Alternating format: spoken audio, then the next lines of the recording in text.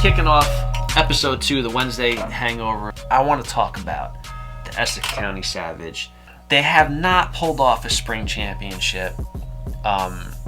They've been, in my opinion, pretty unlucky, very unlucky for some of the events that's unfolded.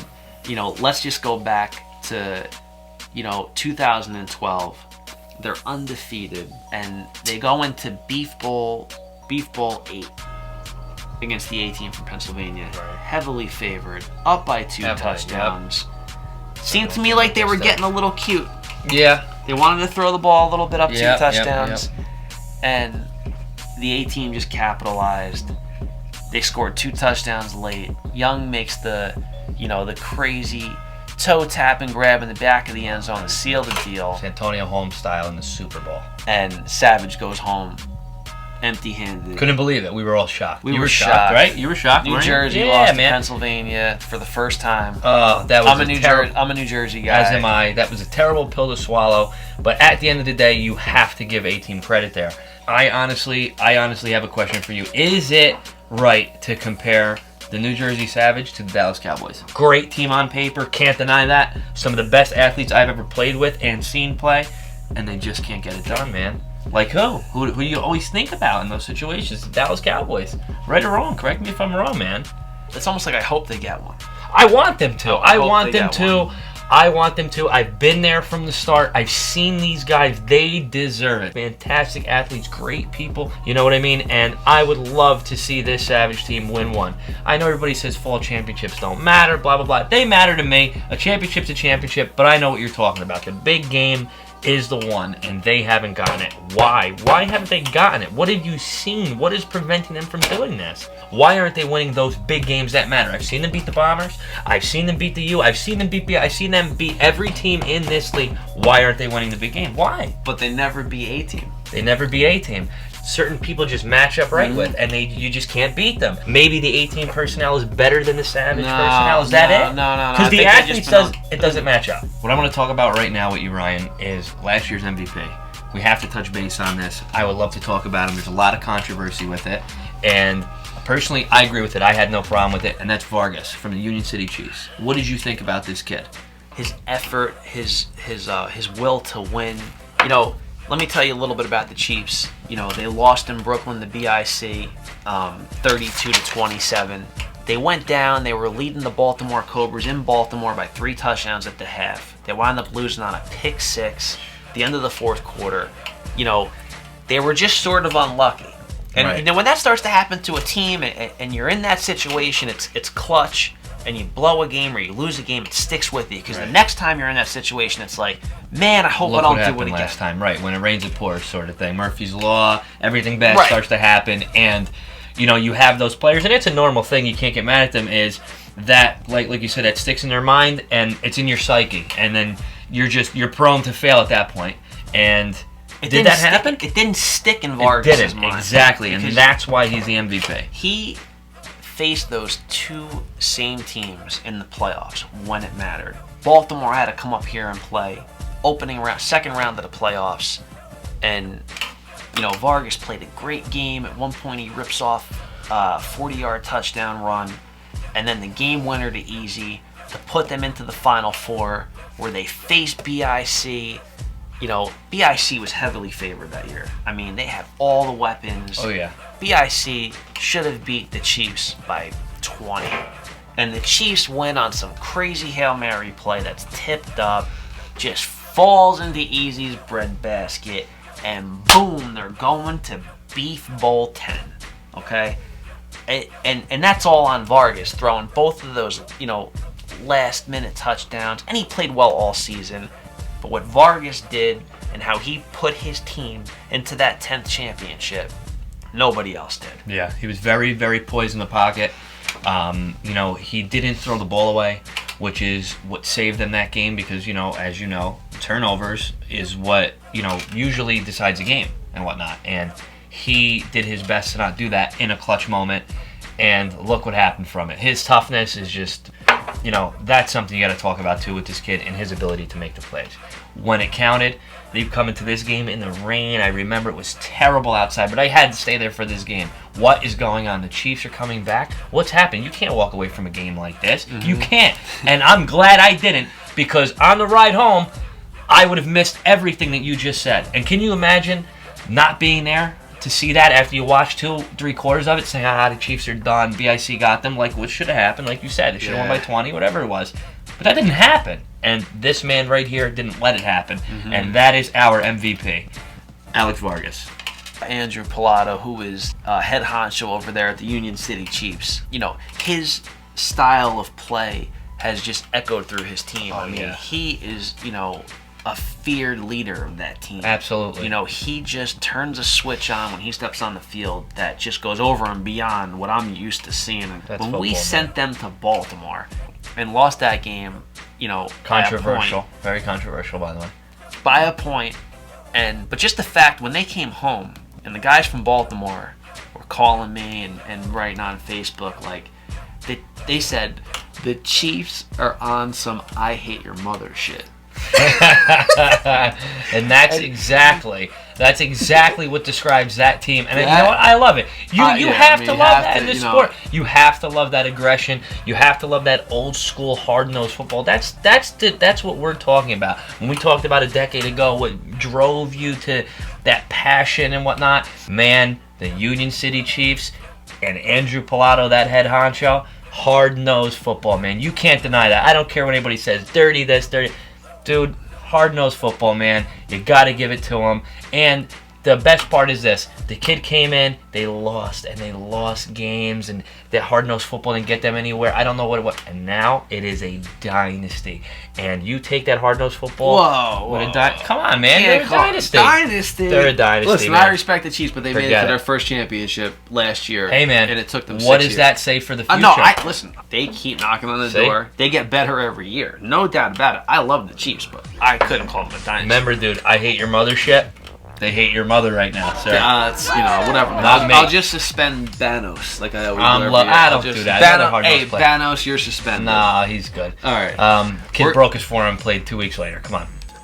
He's insane, sure. Whatever. I mean, there's plenty of guys we'll talk about in the Chiefs. Of course. In upcoming episodes. But right now, we're out of time on that, and we got to get to, I didn't even write anything down. I didn't either. We're going to go right off the top of the head here. This is how good we are. Ready? Top 5 receivers. Top 5 receivers of all time. No order. We don't have to do a 5, 4, 3, 2, 1. Let's just talk about the top 5 receivers. No. You want to do 5, 4, 3, 2, 1? Let's just do it off the top. Let's just go name one right now, and I'm going to name one.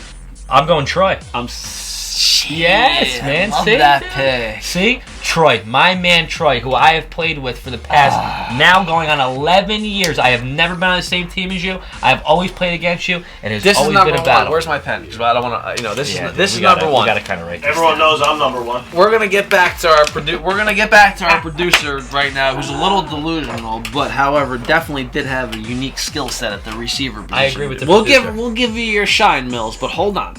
Okay, because he just said that Troy is the best receiver of all time. That is hard for me to argue with. I mean, he didn't come to my mind first, and I'm sad for that. And the first person that came to my mind was Young from the A-Team. No longevity there, man. There is some. You're talking about a guy that's dominated for 11 years. You're right. Come on, man. No. I'm saying. Jerry Rice. But I'm just telling you what my. No. Young is Jerry Rice. Nah, you can't say that. I would say, Troy is Deion Sanders. Come on. He's throwing touchdown passes. He's got pick sixes. I kind of get what you're getting at there, but triple coverage, double coverage, quadruple coverage. The kid made it. But I'm gonna agree. I'm gonna say your number 1 is, I would say, Troy. I want to put him down. And now let's just go on to say, is Young number 2? He's got a chip. He's the only Pennsylvania team to win a chip. He's still out there doing it, man. Dude, yeah. He's been here since 2010. Kid's an animal, yeah. So you're talking, going on his 6th year. 6th year? That makes him a vet in my book. Yeah, an experienced vet in my book. And like we said, double coverage, triple coverage, quadruple coverage, you can't cover the kid. But not the biggest. Are we putting him down for 2? Yeah, we could put him down for 2. All right, another guy. We cut. Another guy came to my mind that some people might say he's top 1 and 2. Who's the next guy in your mind? Do I have to tell you first? See, man. Now here's the problem. There's a lot of versatile players in this league, but if we're talking receivers, now, yeah, but a lot of guys who played. ST played receiver. I'm just saying. We're gonna get to ST, and we're gonna talk about some of the best players to ever play this game, and he's now, my number 1. But we're gonna get to hold on now. Do wide receivers? Can we throw tight ends into that mix, or tight ends a whole different category? Okay. Oh, then different screwed me all up. That screwed me all up. Let's talk about Q Bell. That's what I was saying too. See? Twice I took it from him. I have to say Q Bell is the Heinz Ward of our league.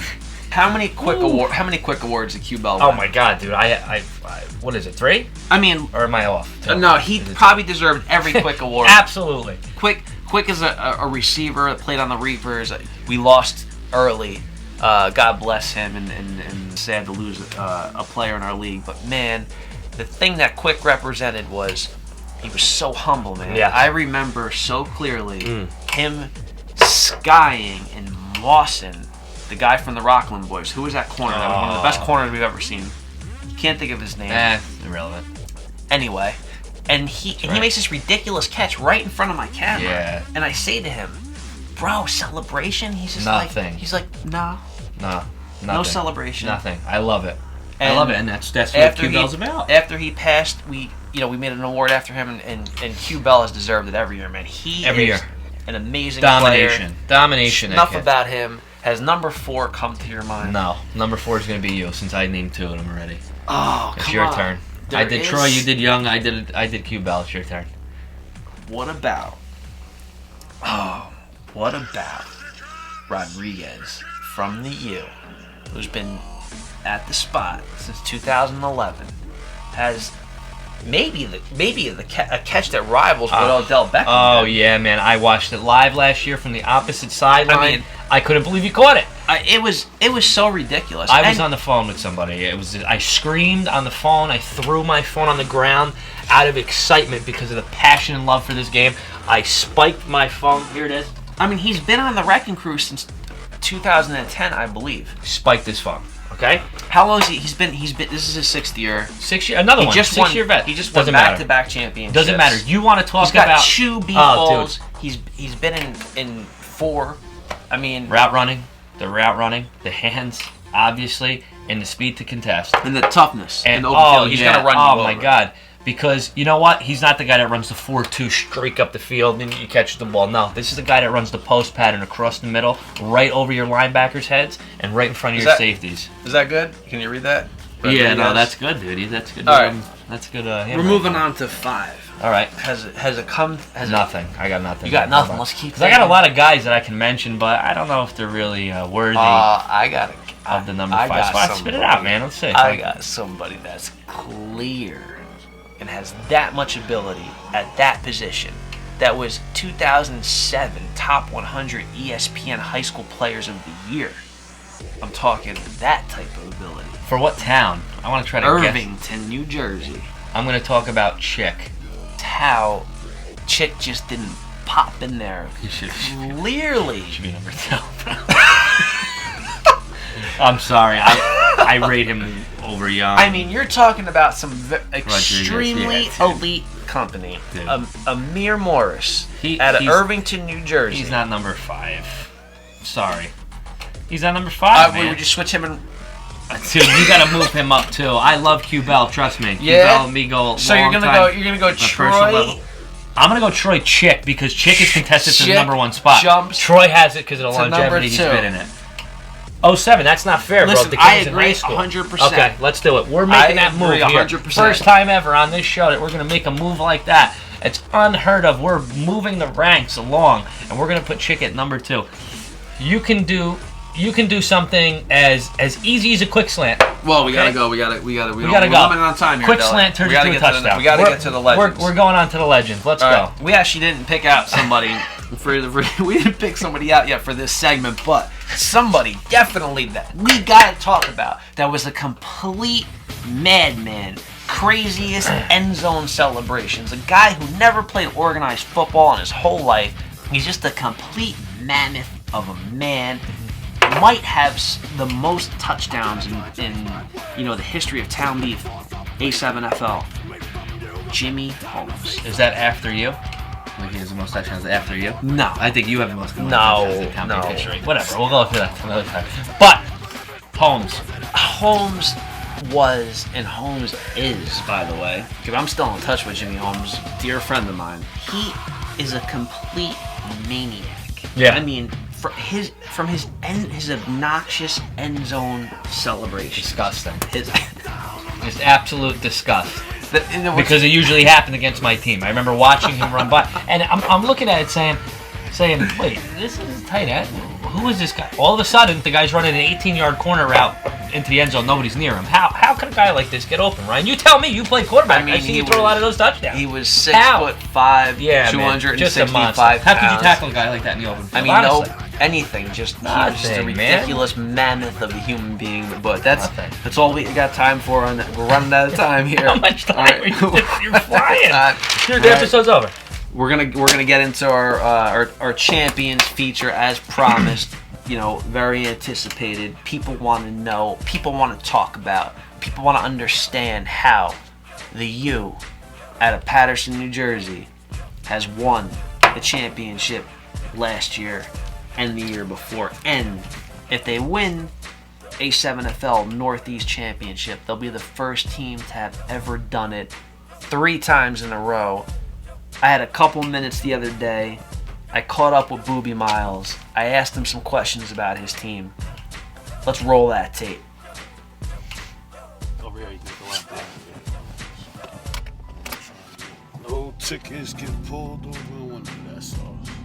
What makes you think you could win 3 championships? So what makes you think we win 3 champions? I think we just built different. And we just a bunch of, unique athletes from Paterson that, play high school football against each other, and some of us are teammates, high school, college, some of us didn't make it, some of us played like all different levels of football, and some of us went to college and Willie P together, so we know what it takes to win. There's a lot of teams that can't do stuff that we do. We have interchangeable pieces at every position, and we have depth, and we have horses. I feel like we can run the ball on anybody. Us having two quarterbacks, that's a beautiful thing. Last year we had Huff, Rookie of the Year, which he could have won MVP. Then we had the Moon Man. Like, ain't really too much I can say about him. Like, feel me? His game speak levels. But like Huff coming into the stuff that happened last year as far as what I seen early in the season. Like, everybody know the bull crap what the trader did. But everything happens for a reason. And the only thing it did was made our team much stronger. But the 2 quarterback system is very beautiful. Huff, he's a quarterback. The boy is very talented. So I'm grateful that we was able to get him on our team, because Savage ain't know what the hell they had.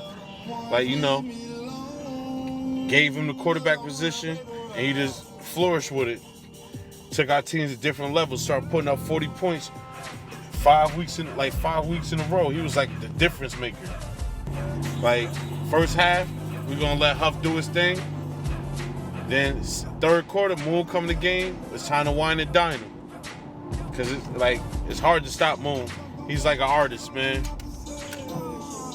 Once he get that ball, man, it's like he's putting the painting over there. I've been playing Town Beef with him since probably 2008. And he was my quarterback, how T.O. said. He make magic happen. He make me better than what I am when I'm at receiver. Best hands in the league, though. Last year I was more of a spot player wherever my team needed me. Tight end, receiver, running back. They gave me more running back plays than I'm used to having. I definitely had fun last year doing a lot of different things, but my time is over. It's time for the the youth of the Paterson U team to do what they have to do. But I'm definitely gonna have fun this year, watching my team play. Well, watching our team, because it's a Paterson thing. It's just not one person, but definitely gonna see a lot of magic. And we got a lot of new horses, bulls, whatever you want to call them. They rookies, but they play like veterans. We got grown men. We play grown men football. What's the final thought? Saying the final thought, man. I just feel like, man, just respect to you because you know we coming. 3P. Like, you know, I say I talk a lot of shit and I guarantee a lot, but like I'm definitely being honest. I'm gonna put my Clark Kent shades on, you know. Like, we gonna make history, man. We like rock stars of this football shit, man. My man Silky. A lot of moves. Silky. 100 moves. Can he go out of bounds? Can't get out of bounds now. Oh, wait, can he do it? Touchdown, you. Touchdown. Now watch me whip, whip. Watch me nay-nay. Now watch me whip. Watch me nay-nay. Okay. Now watch me whip, whip. Watch me nay-nay. Now watch me. Oh, watch me. Watch me. Oh, watch me. Watch me. Oh, watch me. Watch me.